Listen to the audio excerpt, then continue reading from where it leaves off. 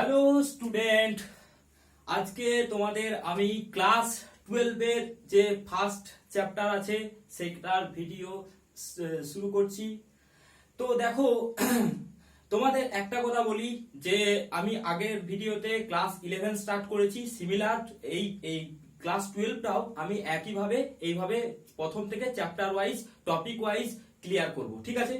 তো দেখো একটা জিনিস, আজ আমি ক্লাস 12 এর যে আমাদের যে প্রথম যে ক্লাস 12 এর যে ফার্স্ট পোরশনটা আছে সেই পোরশনটা হচ্ছে স্থির তড়িতের উপর, ঠিক আছে? মানে ফার্স্ট যে আমাদের যে কনসেপ্টটা আছে সেটা আছে মেইনলি স্থির তড়িৎ, যেটাকে ইংলিশে আমরা বলি কি ইলেকট্রোস্ট্যাটিক, ঠিক আছে? তো তোমাদের একটা জিনিস বলি, এই যে ইলেকট্রোস্ট্যাটিক বা এই যে স্থির তড়িৎ, এটা কিন্তু একটা ফিজিক্সের বিশাল বড় ব্রাঞ্চ, ঠিক আছে? আর যারা নতুন এখন 12 এ উঠেছো তাদের কাছে এটা পুরো একটা নতুন ব্রাঞ্চ, ঠিক আছে? পুরো একটা নতুন শাখা। তো তোমরা এটা যদি ভালো করে শেখো তোমরা এখান থেকে অনেক কিছু জানতে পারবে। তো দেখো, তোমাদের যে ক্লাস 12 এর যে স্থির তড়িৎ বা ইলেকট্রোস্ট্যাটিকের পোরশনটা আছে, ঠিক আছে, সেইখানে 4টে চ্যাপ্টার আছে, ঠিক আছে? ফার্স্ট চ্যাপ্টার হচ্ছে স্থির তড়িতের প্রাথমিক ঘটনাবলী, এলিমেন্টারি ফেনোমেনা অফ ইলেকট্রোস্ট্যাটিক, ঠিক আছে? সেকেন্ড চ্যাপ্টার আছে তড়িৎ ক্ষেত্র, ইলেকট্রিক ফিল্ড, ঠিক আছে? 3 নাম্বার চ্যাপ্টার আছে তড়িৎ বিভব, ইলেকট্রিক পোটেনশিয়াল, আর 4 নাম্বার হচ্ছে ধারকত্ব ও ধারক, ক্যাপাসিট্যান্স এন্ড ক্যাপাসিটর, ঠিক আছে? তো একটা জিনিস তোমরা দেখো, এই যে 4টে চ্যাপ্টার, এটা পুরো এই 4টে চ্যাপ্টার, ঠিক আছে, এই 4টে চ্যাপ্টার পুরো ইলেকট্রোস্ট্যাটিকের আন্ডারে, ঠিক আছে? তো একটা জিনিস তোমাদেরকে আগে বুঝতে হবে, সেটা হচ্ছে যে এই ইলেকট্রোস্ট্যাটিক বলতে কি বোঝায়, ইলেকট্রোস্ট্যাটিক বলতে কি বোঝায় সেইটা আগে তোমাদেরকে জানতে হবে। আচ্ছা, তোমরা দেখো, এই যে ইলেকট্রোস্ট্যাটিক, ঠিক আছে, ইলেকট্রোস্ট্যাটিক বা স্থির তড়িৎ, এই দেখো এই ইলেকট্রোস্ট্যাটিক কথাটার মধ্যেই কিন্তু আমাদের এই মিনিংটা লুকিয়ে আছে। কিরকম? এই যে এই ইলেকট্রোস্ট্যাটিক কথাটা, এই যে ইলেকট্রো মানে হচ্ছে চার্জ বা আধান, ঠিক আছে? সরি, এটা তড়িৎ না, চার্জ বা আধান, ঠিক আছে? বা এটাকে তোমরা তড়িৎও বলতে পারো, ঠিক আছে? তো দেখো, ইলেকট্রো মানে হচ্ছে চার্জ বা আধান, আর স্ট্যাটিক মানে তোমরা ক্লাস 11 এ জেনেছো যে রেস্ট। তাহলে কোনো একটা পার্টিকেল, কোনো একটা চার্জ পার্টিকেল যদি রেস্টে থাকে, ফিজিক্সের সেই যে ব্রাঞ্চ, মানে কোনো একটা চার্জ পার্টিকেল যদি রেস্টে থাকে তাহলে তার যে প্রপার্টিজ, সেই প্রপার্টিজ গুলো ফিজিক্সের যে ব্রাঞ্চে আমরা ডেসক্রাইব করব, সেই ব্রাঞ্চটাকে আমরা বলবো ইলেকট্রোস্ট্যাটিক। এটার বাংলাটাই দেখতে পাচ্ছ তোমরা, স্থির তড়িৎ। তার মানে তড়িৎটা আসছে ইলেকট্রো থেকে, আর স্ট্যাটিকটা আসছে স্থির থেকে, বা স্ট্যাটিক মানে স্থির আর ইলেকট্রো মানে তড়িৎ, ঠিক আছে? তাহলে আমি কি বললাম যে ইলেকট্রোস্ট্যাট বা স্থির তড়িৎ কি না, যে ফিজিক্সের যে শাখায় বা ফিজিক্সের যে ব্রাঞ্চে আমরা কোনো একটা চার্জ পার্টিকেল বা চার্জ বডি রেস্টে থাকলে তার কি কি প্রপার্টি বা তার কি কি ক্রাইটেরিয়া গুলো মেনটেন করবে, সেই ব্রাঞ্চ বা সেই শাখাটাকে ফিজিক্সের বলা হয় ইলেকট্রোস্ট্যাটিক। আচ্ছা, আমি তোমাদের একটা ইংলিশে ডেফিনেশন লিখেছি, এটা একটু দেখে নাও। Electrostatic is a branch of physics that studies about electric charges at rest. মানে কি? মানে ইলেকট্রোস্ট্যাটিক হচ্ছে একটা ফিজিক্সের ব্রাঞ্চ, মানে শাখা, যেখানে কি হয়, যেখানে ইলেকট্রিক চার্জ যদি রেস্টে থাকে, সেই রেস্টে থাকার কি কি তার প্রপার্টি হোল্ড করবে সেইগুলো নিয়ে আলোচনা করা হবে, ঠিক আছে? তাহলে আশা করছি তোমরা বুঝতে পেরেছো যে ইলেকট্রোস্ট্যাটিক মানে কি। ইলেকট্রোস্ট্যাটিক মানে হচ্ছে স্থির তড়িৎ, আর ইলেকট্রো মানে হচ্ছে চার্জ বা আধান, আর স্ট্যাটিক মানে হচ্ছে রেস্ট। তাহলে ইলেকট্রোস্ট্যাটিকের ডেফিনেশন কি না, কোনো একটা ইলেকট্রোস্ট্যাটিক ডেফিনেশন কি, কোনো একটা চার্জ পার্টিকেল ফিজিক্সের যে শাখায় রেস্টে থাকবে তার জন্য যে যে প্রপার্টিজ গুলো হোল্ড করবে, সেই প্রপার্টিজ গুলো ফিজিক্সের যে শাখায় আলোচনা করা হবে সেটা হলো ইলেকট্রোস্ট্যাটিক্স, ঠিক আছে? That means electrostatic is a branch of physics that studies about electric charges at rest, ঠিক আছে? তো একটা জিনিস তোমরা এখান থেকে খেয়াল করো, যে এখান থেকে আমরা একটা জিনিস এখান থেকে আসছি, চার্জ বা আধান, ঠিক আছে? তো আমাদের এখন মেন যে জিনিসটা জানতে হবে সেটা হলো যে হোয়াট ইজ চার্জ, ঠিক আছে? ফার্স্ট যে আমাদের মেন জিনিসটা জানতে হবে সেটা কি না, সেটা হচ্ছে হোয়াট ইজ চার্জ, ঠিক আছে? মানে আধান কি, অ্যাকচুয়ালি হচ্ছে আধান কি। বাংলায় যদি আমরা বলি তাহলে আমরা বলবো কি না, আধান বলতে কি বোঝায়, ঠিক আছে? আর একটা জিনিস আমাদের এখন মোস্টলি জানতে হবে, সেটা হচ্ছে এই চার্জের কনসেপ্টটা এলো কোথা থেকে, ঠিক আছে? এইটাই তো basic knowledge of electrostatic. First আমাদের তাহলে কি জানতে হবে, হোয়াট ইজ চার্জ, ঠিক আছে। আর সেকেন্ড আমাদের কি কনসেপ্ট, এই চার্জের কনসেপ্টটা এলো কোথা থেকে, সেটাই হচ্ছে বেসিক এলিমেন্টারি ফিনোমেনা অফ ইলেকট্রোস্ট্যাটিক। তো এইটা আমাদের এখন জানতে হবে। দেখো একটা জিনিস আমি তোমাদেরকে বলতে চাই, সেটা হচ্ছে first of all basically the realisation of charge is unknown to us, মানে অ্যাকচুয়ালি চার্জের কোনো পার্টিকুলার ডেফিনেশন আমরা কিন্তু এখনো বলতে পারছি না, ঠিক আছে। মানে অ্যাকচুয়ালি আমরা যে চার্জ কি, ঠিক আছে, মানে যেমন তোমরা ডিসপ্লেসমেন্ট বা তোমরা ভেলোসিটি, এদের একটা তোমরা মানে ডেফিনেশন বলতে পারো, কিন্তু আমরা কিন্তু এখনো অব্দি সেরকম কোনো চার্জের কিন্তু আমরা ডেফিনেশন বলতে পারি না, ঠিক আছে। অনলি ফর ডেফিনেশন আমরা কিন্তু বলতে পারি না, ঠিক আছে। তো তাও আমরা একটা মানে চার্জের একটা জাস্ট বাই টাইপ যদি বলা হয়, জিজ্ঞাসা করা হয় হোয়াট ইজ চার্জ, তাহলে আমরা কি বলবো, ঠিক আছে। তো ফার্স্ট অফ অল একটা জিনিস দেখো যে চার্জ কি না, charge is a parameter by which we can conclude that a body is a charged body or neutral body, ঠিক আছে। মানে চার্জ হচ্ছে এমন একটা প্যারামিটার, ঠিক আছে, চার্জ হচ্ছে এমন একটা প্যারামিটার যার সাহায্যে আমরা বলতে পারি যে চার্জ কি, মানে একটা বডি চার্জড বডি না নিউট্রাল বডি। ধরো এই আমি পেনটা নিয়েছি, এই পেনটা কিন্তু নিউট্রাল বডি, কারণ এর মধ্যে কোনো চার্জ নেই, কিন্তু এই যে মানে ওয়্যার দিয়ে লাইন কারেন্ট ফ্লো করছে, সেই ওয়্যার গুলো কিন্তু হচ্ছে চার্জ বডি, কারণ ওর মধ্যে চার্জ প্রেজেন্ট আছে। তাহলে আমি কি বলতে পারি যে হোয়াট ইজ চার্জ, ঠিক আছে। তাহলে আমরা বলতে পারি যে charge is a parameter by which we can conclude that a body is a charged body or neutral body. এটা তোমরা বুঝতে পেরেছো, চার্জ বডি কোনটা, নিউট্রাল বডি কোনটা। চার্জ বডি হচ্ছে যে বডিতে চার্জ থাকে, আর নিউট্রাল বডি হচ্ছে যে বডিতে চার্জ থাকে না, ঠিক আছে। তাহলে একটা জিনিস ফলো করো, সেটা হচ্ছে চার্জ কি, এটা হলো ওয়ান টাইপ অফ ডেফিনেশন।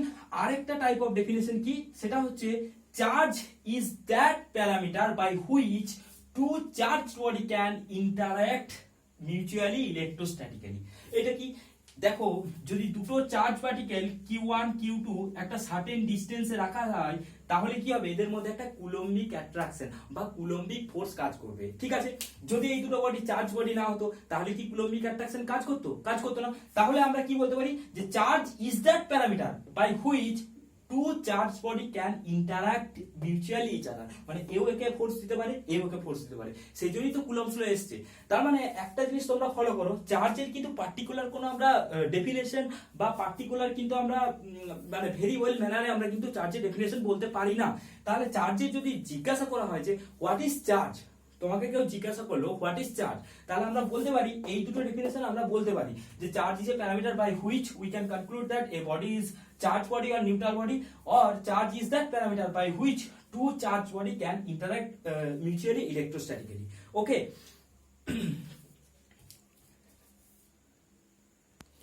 আচ্ছা, তোমাদেরকে একটা জিনিস বলার আছে যে আমরা যে ওয়ার্ল্ডে বাস করি, সেই ওয়ার্ল্ডটাকে আমরা দুটো ভাগে ডিভাইড করতে পারি, একটা হচ্ছে ম্যাক্রো ওয়ার্ল্ড আর একটা হচ্ছে মাইক্রো ওয়ার্ল্ড। ম্যাক্রো ওয়ার্ল্ড মানে যেখানে ম্যাক্রো পার্টিকেলস গুলো থাকবে, আমরা হচ্ছে ম্যাক্রো পার্টিকেলস। আর মাইক্রো ওয়ার্ল্ড কি, মাইক্রো ওয়ার্ল্ড হচ্ছে যেখানে মাইক্রো পার্টিকেলস গুলো থাকবে। তো আমি একটু আগে যে চার্জের ডেফিনেশনটা বলেছিলাম, সেই ডেফিনেশনটা মেইনলি হচ্ছে ম্যাক্রো ওয়ার্ল্ডে, ঠিক আছে। মাইক্রো ওয়ার্ল্ডে কি হবে চার্জের ডেফিনেশন, সেটা আমি একটু পরে বলছি কি হবে। তার আগে তাহলে একটা জিনিস দেখো, তাহলে ওয়ার্ল্ডটাকে আমরা দুটো ভাগ করেছি, একটা হচ্ছে ম্যাক্রো ওয়ার্ল্ড যেখানে ম্যাক্রো পার্টিকেল গুলো থাকবে, একটা হচ্ছে মাইক্রো ওয়ার্ল্ড যেখানে হচ্ছে মাইক্রো পার্টিকেলস গুলো থাকবে। এরপরে আমি তোমাদের ডিটেলসে পার্টিকেল ফিজিক্সের ব্যাপারে এই যে মাইক্রো ওয়ার্ল্ড এই জায়গাটা আমি একটু ক্লিয়ার করতে চাই, ঠিক আছে। তো এবারে আমি বলবো যে পার্টিকেল ফিজিক্স কি, হোয়াট ইজ পার্টিকেল ফিজিক্স।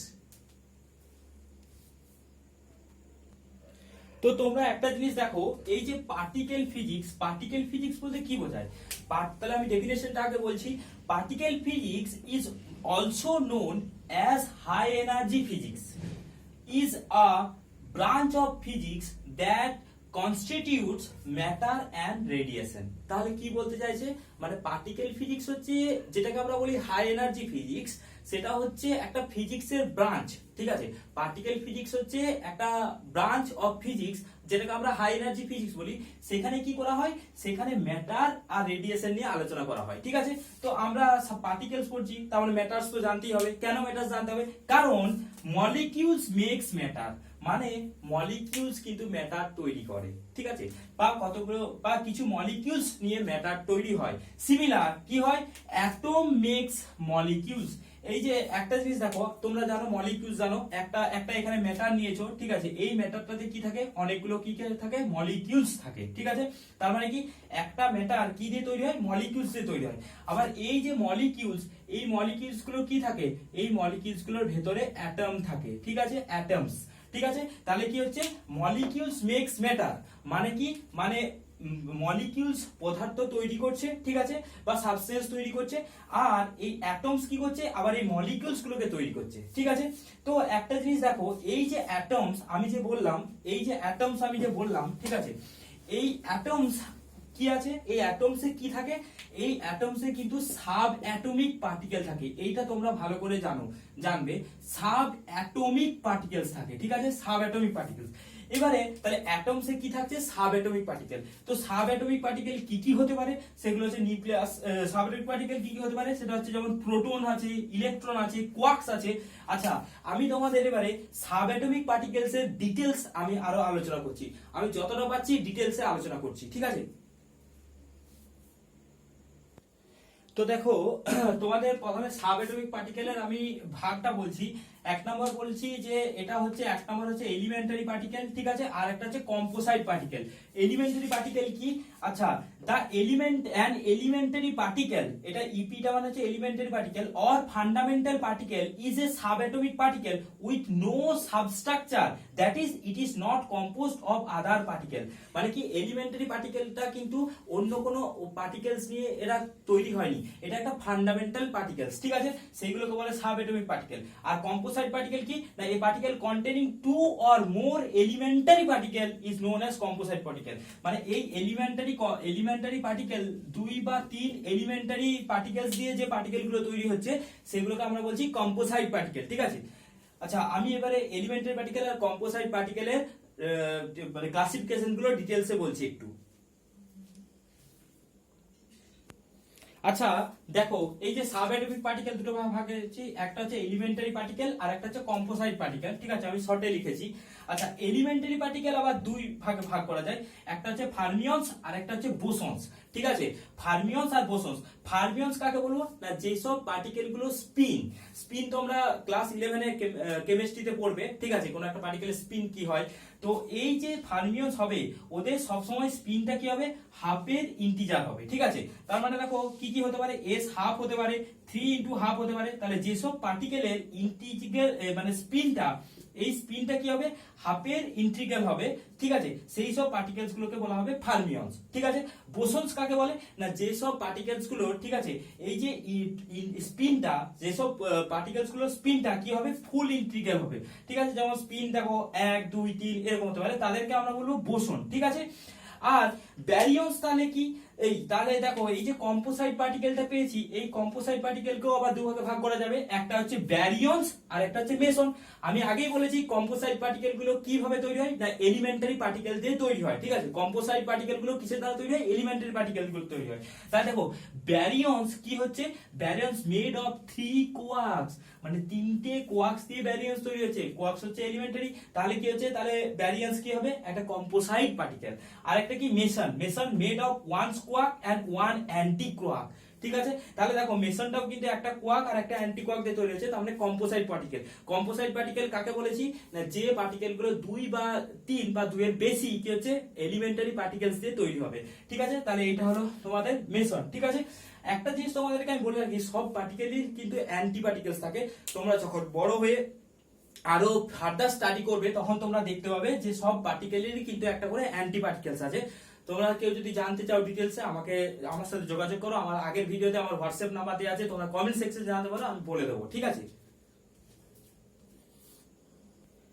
তো একটা জিনিস তোমরা দেখো, আমরা ম্যাক্রো ওয়ার্ল্ডে কিন্তু আমরা চার্জকে ডিফাইন করতে পারলাম না, ঠিক আছে, জাস্ট আমরা নিজেদের মতো একটা ডেফিনেশন বানিয়ে বা ডিফাইন করে আমরা সেটাকে ডেসক্রাইব করেছি। কিন্তু ম্যাক্রো পার্টিকেল মানে ম্যাক্রো ওয়ার্ল্ডে কিন্তু চার্জটাকে আমরা ডিফাইন করতে পেরেছি, ঠিক আছে। So what is charge in micro particle, ঠিক আছে।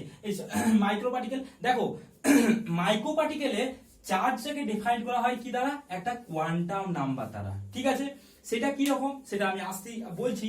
তাহলে কি ফার্স্ট দেখো, ফার্স্ট হচ্ছে মাইক্রো ওয়ার্ল্ডে, মানে মাইক্রো ওয়ার্ল্ডে মাইক্রো পার্টিকেল দিয়ে আমরা, মাইক্রো ওয়ার্ল্ডে মেনলি মাইক্রো পার্টিকেল থাকে, সেখানে আমরা চার্জকে ডিফাইন করেছি কি দ্বারা, অ্যাজ এ কোয়ান্টাম নাম্বার। ঠিক আছে, যদি কোয়ান্টাম নাম্বার চার্জ কিউ হয় সেটা ইকুয়াল টু কত হয় না IZ plus B by S by 2। ঠিক আছে, কিউ যদি, এই যে আমরা মাইক্রো ওয়ার্ল্ডে চার্জকে আমরা ডিফাইন করেছি কোয়ান্টাম নাম্বার, তারা সেই কোয়ান্টাম নাম্বারটা যদি কিউ হয়, কিউ সমান হচ্ছে IZ plus B plus S by 2। ঠিক আছে, এখানে IZ টা হচ্ছে আইসোস্পিন কম্পোনেন্ট।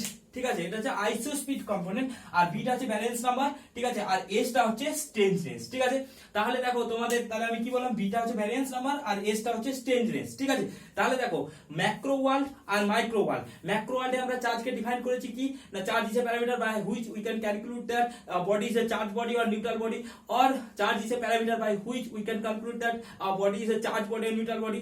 আর আমরা মাইক্রো পার্টিকেলে আমরা চার্জকে কিভাবে ডিফাইন করেছি, as a quantum number, and the relation between charge Q equal to IZ plus B plus S divided by 2. This is all about the basic concept of charge.